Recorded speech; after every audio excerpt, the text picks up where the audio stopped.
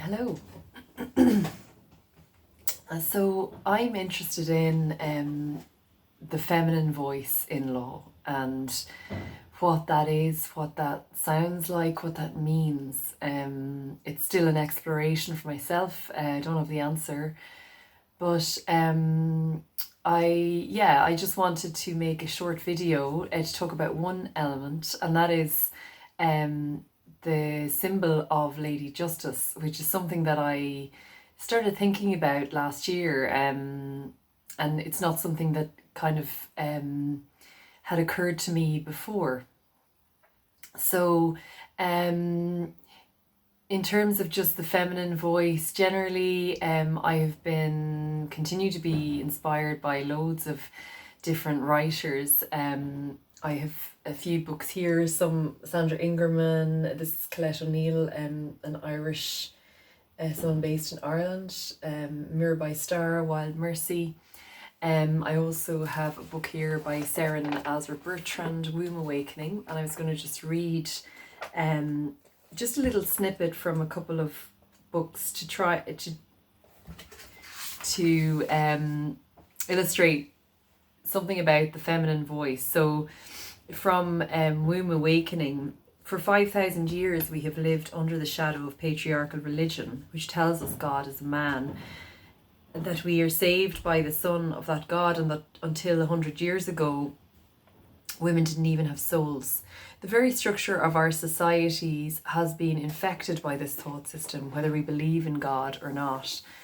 We live in a relentlessly productive, individualistic, illogical, extreme, hypermasculine paradigm, where the feminine in both men and women has been persecuted and competition, greed and fear rule.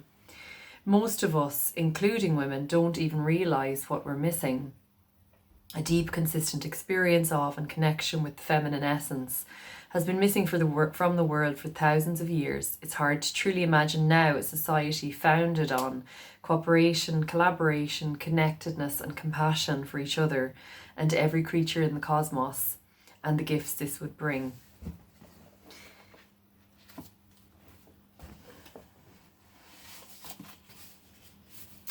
From If Women Rose, Rooted by Sharon Blackie. Before there was the word, there was the land, and it was made and watched over by women. Stories from almost every culture around the world tell us that once upon a time it was so. For many native tribes throughout America, Grandmother Spider continually spins the world into being. For the Andean peoples of South America, Pachamama is the world mother.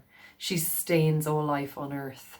In Scotland and Ireland, the Cailleach, the old woman, made, shaped and protects the land and the wild things on it. In these and other Celtic nations, Danu gave birth to all the other gods and was mother to the people who followed.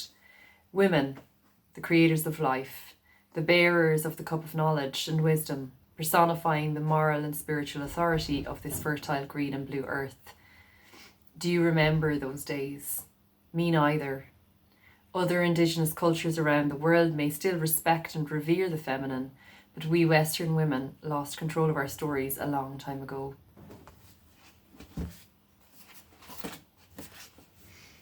Wild Power by Pope and Wurlitzer.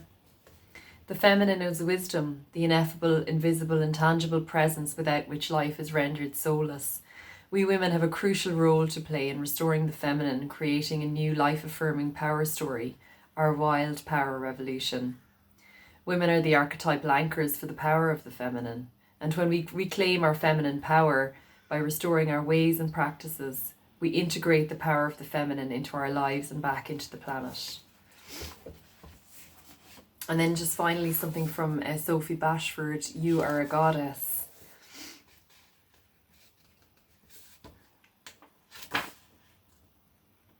We are now in the midst of a sacred feminine resurrection that is restoring earthly order and balance and reawakening those who have vital ancient links to the goddess. This mission is to return the core elements of the feminine vibration to the spotlight: unconditional love, connection to nature, nurture, compassion, trust in the flow of life, intuitive wisdom, emotional intelligence, sensitivity and receptivity. Our planet has been out of balance for hundreds, if not thousands of years. We've been encouraged to place enormous value on the masculine paradigm, perceiving and interacting with the world with logic, rationality, hard control, forcefulness, solution-oriented thinking and strategizing. The dominance of the masculine energy has resulted in global disharmony and lack of equilibrium. The feminine paradigm has not only been undervalued and disrespected, it has, from a spiritual perspective, been suppressed, traumatized and violated. It is time for the wounds inflicted upon this planet's body and psyche to be healed. It is time for those individuals who once lived and worked close with the goddess energies to come forward and take their role in the sacred revolution. So I just wanted to read some paragraphs from those books because for me it sets a context, you know, what about this conversation. What do we mean when we talk about the feminine voice in law? And you know, you can interpret the word feminine in many different ways, but certainly when I want to speak about it, I do mean it in the context in which these authors are speaking. So the divine feminine, the sacred feminine, the deep feminine, that place in our own center where we feel deeply connected to a source, and we feel that wholeness within. And what does that mean when we speak from that place? As a lawyer, you know, what does that mean for the ways in which we can see how the law and legal systems can be improved? So also, I really just wanted to mention that I think it's striking that one of the most recognisable and famous icons for the law is obviously Lady Justice, and she is an ancient symbol of law and order. But I have done, you know, a little bit of research about Lady Justice, and she, her original, the original concept dates back to dates back to ancient Egypt, the Egyptian goddess Maat, who signified truth and order in that ancient society. And later the ancient Greeks worshipped the goddess Themis, who is a personification of divine law and custom, and her daughter Dike, whose name means justice. Then the ancient Romans revered Justitia, who most closely resembles today's Lady of Justice statue.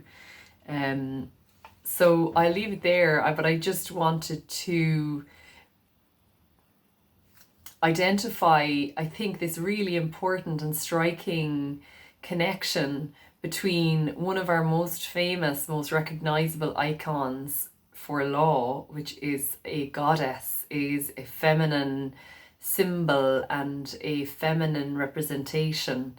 And so this, I think, is a very powerful foundation upon which to build a growing, important voice for those of us who wish to speak about what the feminine means in law. Thank you.